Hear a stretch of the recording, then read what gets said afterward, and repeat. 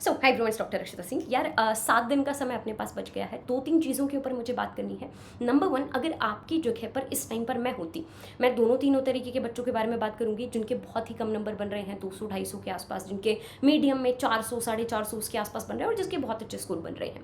मेरी क्या अप्रोच रहती? नंबर 2, अगले आने वाले दिनों में मैं आपकी किस तरीके से हेल्प करने वाली हूँ। साइलेंट लाइव करना, आउट ऑफ एनसीईआरटी सेशन, बहुत सारी चीज़ें अभी मैं एक बार डिस्कस करती हूँ फटाफट से। लेकिन आप लोगों को सबसे पहले ये समझने की ज़रूरत है कि आखिरी जब एक हफ्ता तुम लोग के पास बच गया ना, इस टाइम पे तुम्हारे पास ये टाइम नहीं है कि खुद गलतियां कर करके फिर उस चीज़ को सीखोगे। तो मैं अपना एक्सपीरियंस यहाँ पे शेयर कर देती हूँ। अगेन 100% कभी किसी की बात मत माना करो, खुद का दिमाग लगाना। समझदार हो तुम, पूरा साल अपना जी लिया है, तुमसे बेटर तुम्हें कोई नहीं समझ सकता, तो अपनी स्ट्रैटेजी खुद डिजाइन करना।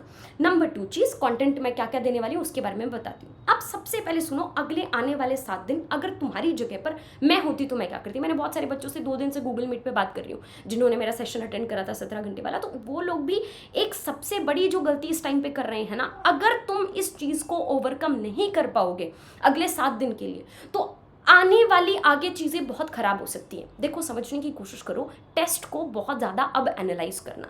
टेस्ट हम क्यों देते हैं? अपने आप को परखने के लिए। आप सिंपल सा अगले 7 दिन जब भी किसी सवाल का जवाब ना मिले, अपने आप को एक छोटे बच्चे की तरह इमेजिन करना। जो छोटा बच्चा नर्सरी क्लास में है, आज उसे मैथ के 20 तक, जो भी नर्सरी क्लास का बच्चा जितने भी लेवल तक याद कर सकता है, मान लो 10 तक काउंटिंग उसको याद करनी है, 50 तक काउंटिंग याद करनी है, और कल उसका एग्जाम है।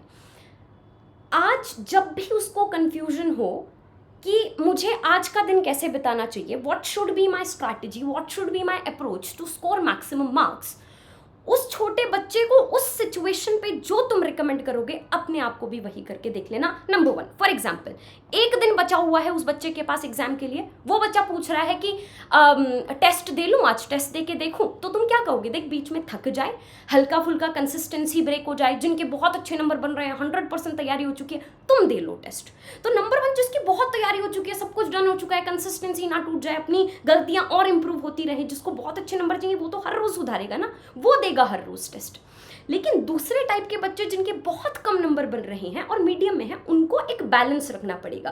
अब मैक्सिमम 2 से 3 टेस्ट ही देने चाहिए according to me, because test के टाइम पे आप कुछ सीख नहीं रहे होते हो। अब आपको फटाफट से पैक करके सब कुछ रिवाइज करना है। यानी कि एक सिंपल सी स्ट्रैटेजी, जब भी कुछ भी समझ में ना आए, नंबर 1, उस बच्चे को इमेजिन करना। आप उसको क्या सजेस्ट करोगे एग्जाम से एक दिन पहले? अब आपका सिलेबस बहुत ज्यादा है, तो आपके 7 दिन है, उसके 1 दिन के बराबर, ठीक है? जो उसको सजेस्ट करो, अपने आप को सजेस्ट करना। यहां से तुम खुद को सजेस्ट कर पाओगे। दूसरा, मेरी बस एक सलाह याद रखना, जितना इनपुट डाल रहे हो, मेक श्योर करना उससे मैक्सिमम आउटपुट निकल सकता है या नहीं। फॉर एग्जाम्पल, मैं आपको एक एग्जाम्पल देती हूँ। मान लो हमने केमिस्ट्री का एक चैप्टर ले लिया, इक्विलिब्रियम। आपने लाइफ में कभी भी वो इक्विलिब्रियम नहीं पढ़ा, बट अब आपने कोई यूट्यूब पे सेशन देख लिया कि हम लोग इस दिन कंप्लीट करेंगे, सब कुछ कर लेंगे, और तुम लोग थोड़े से टेम्प्ट हो गए, तुमको वह कर लेते हैं। नंबर 1, किसी भी नए चैप्टर को कंप्लीट करने में 1-2 दिन तो समय लगता ही है। जब तुम्हारे पास 7 दिन बचे हैं, तब तुम्हें लगता है कि इतनी जल्दी तुम कंप्लीट कर पाओगे। नंबर 2, अगर तुमने जल्दी कर भी लिया, ट्रस्ट मी, 7 दिन में नए चैप्टर को करके उसके क्वेश्चन सॉल्व कर पाना विल बी वेरी डिफिकल्ट। जितना इनपुट हम डालेंगे उसके बदले में कर लोगे तुम, पर उस चैप्टर में ही उस दिन उलझ के रह जाओगे, जिसकी वजह से रात को धक-धक होगी और काम नहीं हो पाएगा। तो अपनी सीधी सी स्ट्रैटेजी क्या रखनी है? Maximum output. नंबर 1 बायो में मिलेगा, तो अब 7 दिन, मैं पहले कहती हूँ, पहले अपनी फिजिक्स केमिस्ट्री पे फोकस करो। आखिरी जब 2-3 महीने बचे हुए थे तब मैंने कहा भी था, लेकिन अब सबसे सुबह उठते ही सबसे ज्यादा फोकस, अगर सुबह उठते नहीं पढ़ना, रात को जिस टाइम भी, सबसे ज्यादा समय अब आपको बायोलॉजी पे देना है। अप्रोक्सीमेटली 1.5 से 2 यूनिट रिवाइज कर लेनी चाहिए तुमको। 30 तक एक बार खत्म कर देना चाहिए, ताकि एक को सिर्फ बायो पूरी दे दो और 2 तारीख को फिजिक्स और केमिस्ट्री को हाफ हाफ करके डिवाइड करके रिवाइज कर पाओ। Sort of this would have been my strategy अगर मैं तुम्हारी जगह पर होती। जिस बच्चे के बिल्कुल 200 के आसपास नंबर बन रहे हैं, मैं उसको कहूंगी सिर्फ बायो पे फोकस करो। अगर बायो कर ली, 300 तक भी खींच सकते हो, तुमने कर रखे होंगे वो चैप्टर्स, मुझे पता है। पर प्रॉब्लम बस वहीं आती है कि हम उन चैप्टर्स को पैक नहीं करते। एक बार जिनके भी नंबर 400 से कम बन रहे हैं, सोच के देखना, तुमने बहुत चैप्टर टच कर रखे होंगे, पर प्रॉपरली उनको अच्छे से, जब तुमको एक फीलिंग आनी स्टार्ट हो जाती है ना, हो गया, वो नहीं किया होगा या रिवाइज नहीं करा होगा, जिसकी वजह से उसमें नंबर आ नहीं रहे। तुम उसको अभी रिवाइज कर नहीं रहे क्योंकि तुमको लग रहा है कि तुमने वो कर रखा है। अभी तुम किसकी तरफ टेम्प्ट हो रहे हो? जो तुमने कभी भी टच नहीं किया। बहुत उलझ जाओगे, जो चीज़ें आती हैं वो भी जाती रह जाएंगी, और जो नहीं करने के चक्कर में तो बहुत कम नंबर बनते हैं जब ऐसी चीज़ें हम करते हैं। जिसके बहुत नंबर बन गए हैं वो 2 टेस्ट कंसिस्टेंसी। तो मैंने तीनों तरीके से चीज़ें बता दी। कोई भी नया चैप्टर, नई भी चीज़ें करने से अब बचो। जो चीज़ें कर ली हैं, I would have like woken up 1.5 से 2 यूनिट मैं बायो की हर रोज टारगेट रखती। सबसे पहले मैं बायो से शुरू करती, किसी को करना है शाम को कर लेना। उसमें मैं क्या करती, वो यूनिट रिवीजन करनी, टाइमर लगाती सामने, रिवाइज करना स्टार्ट करती 10-10 मिनट, आधा पेज, 1 पेज, 2 पेज, इतनी जल्दी जल्दी करना है। उसमें मान लो कोई ऐसा चैप्टर होता, मान लो मैं रिप्रोडक्शन कर रही हूँ, उसमें मैंने रिप्रोडक्टिव हेल्थ पहले कभी भी नहीं किया होता। अभी फॉर नाउ जो 30 तारीख तक मेरी रिवीजन होती, because now this is packing वाला रिवीजन, जब मेरे को खुद के साथ, जब आप लेक्चर में बैठे उस टाइम पे आप नई चीजें नहीं सीख रहे हो। बायो में आपको फिर भी हैंड टू हैंड वहां पे साथ में लेक्चर देखते देखते याद हो जाता है। फिजिक्स केमिस्ट्री में ठीक है फॉर्मूला सीख जाओगे, लेकिन at the end of the day you need to sit with that. तो वहां पे थोड़ी सी चीजें डिफिकल्ट हो जाती है। आपको कोई नया चैप्टर करना है, आप कर सकते हो, पर इनपुट डाल के कितना आउटपुट उससे मिल पाएगा, हर बार ये डिसीजन के हिसाब से, इसके हिसाब से चीजों को करना, ठीक है। टेम्प्ट मत होना। This would have been my strategy अगर मैं तुम्हारी जगह पर। हाँ, एक और चीज़ में बात करी थी, मान लो वो रिप्रोडक्टिव हेल्थ मैंने नहीं किया होता तो मैं उसको अभी टच ही नहीं करती।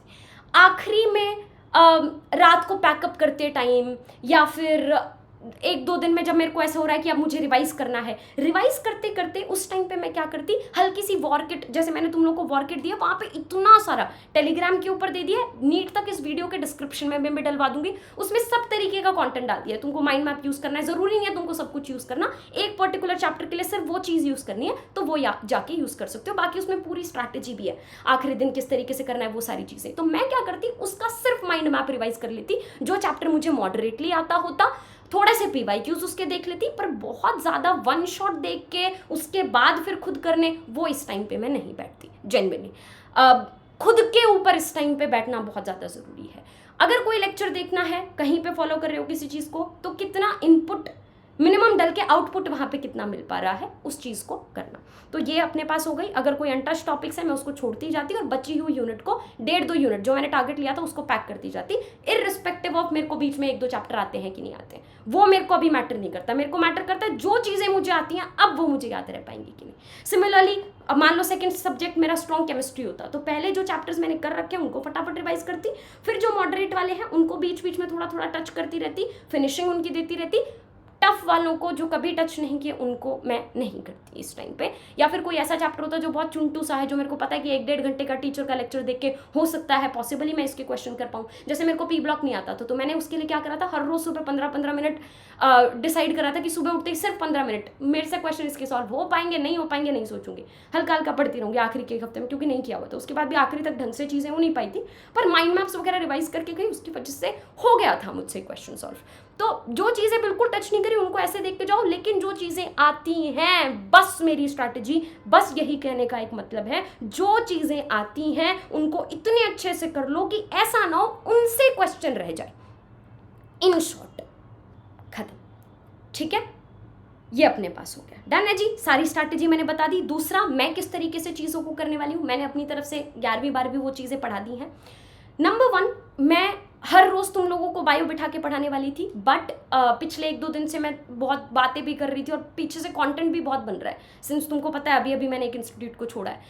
मुझे लगता है कि तुम्हारे साथ बैठ के वो रिवाइज करने से ज़्यादा I will be able to give you better content पीछे से। क्यों? क्योंकि नंबर 1 मैंने एक प्लान किया है आउट ऑफ एनसीईआरटी सेशन। अगर 1 से 1.5 घंटे का इतना क्रक्स सेशन में वो डालूंगी कि by chance possibility out of NCERT आने की है तो वो यहीं से आ जाए, और याद करवा दूंगी उस सेशन में। उसको बस एक बार देख के चले जाना, बस दिमाग में एक बार हो जाए कि ऑप्शन आ जाए तो तुम मे भी कर पाओगे, मैं उसी हिसाब से तुमको याद करा दूंगी। तो इसके ऊपर मुझे वो क्रक्स बनाने में बहुत देर अकेले बैठना पड़ेगा, जो तुमको पढ़ाते टाइम नहीं कर पाऊंगी। इसीलिए आई हैव डिसाइडेड मैं तुम लोगों को 30 तारीख को एक महा मैराथन हम रखेंगे, but this will not be something that I am going to teach anything और कुछ भी। हम क्या करेंगे, सुबह सुबह स्टार्ट करेंगे, मेरे साथ तुम बैठोगे, टाइमर रखेंगे, we will set the target कि चलो 10 मिनट में इतना कंप्लीट करते हैं, फिर तुम कंप्लीट करना।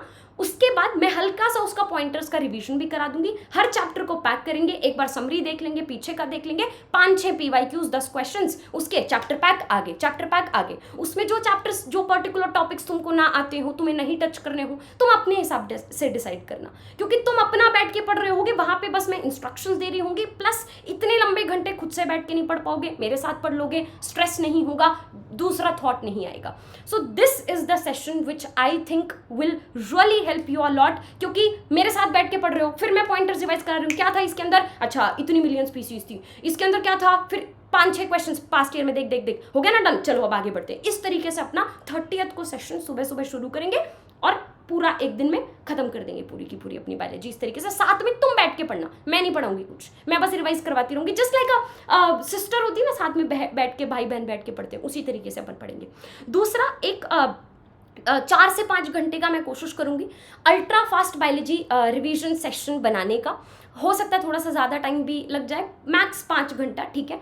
जिसको तुम अपनी नीट से 1-2 दिन पहले जब ट्रैवल कर रहे हो उस टाइम पे देख लेना, उसमें मैं हर चीज़ अल्ट्रा फास्ट पूरी एनसीईआरटी एक बार कवर कराने की कोशिश करूंगी, क्योंकि बायो तो ऐसी चीज़ होती है ना, एक बार किसी ने बोल दी, सुन ली हमको, तो फिर भी चीज़ें मोटा मोटी याद आ जाती हैं, तो ये अपने पास वहाँ पे रहेगा। प्लस बीच बीच में हर रोज़ एक छोटा छोटा स्मॉल टॉपिक, जैसे फैमिलीज़ वाला हो गया, मॉर्फोलॉजी की, कॉकरोच हो गया, फ्रॉग हो गया, ये ऐसी चीज़ें हैं जो तुम लोग को याद नहीं रहती, तो मैं एक सेशन ऐसा बना दूंगी जिसमें वो बिठा के याद करा रही हूँ, वो सारे इंपॉर्टेंट लैक ऑपरॉन हो गया, ह्यूमन जीनोम प्रोजेक्ट हो गया, तो ये सेशन 30 तारीख से पहले ये सारे सेशन तुमको आ जाएंगे, दैट्स माय प्रॉमिस, ठीक है। 30th को अपन बैठ के रिवीजन कर लेंगे।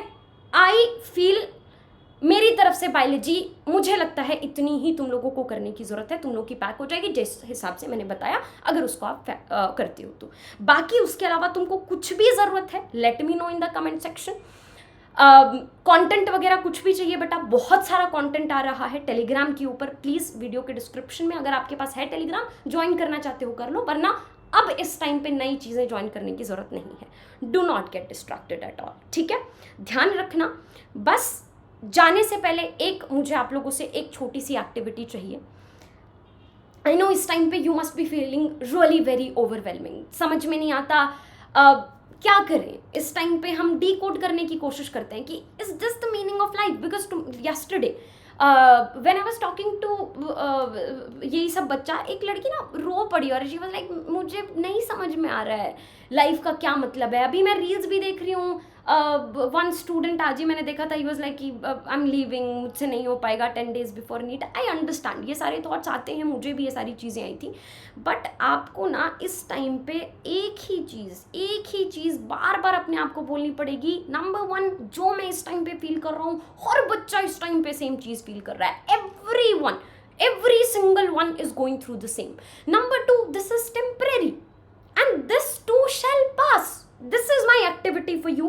Trust me, you will feel really very good. एक बार इस वीडियो को रोकना, खत्म ही हो गई है वैसे तो, रोकना, फोन को एज इट इज, मन कर रहा होगा नई वीडियो देखने का और कोई स्ट्रैटेजी देखने का, मे बी जो स्ट्रैटेजी मैंने यहाँ पे बताई होगी सेटिस्फाइंग लग रही होगी, पर एक बार इसको एज इट इज रोकना।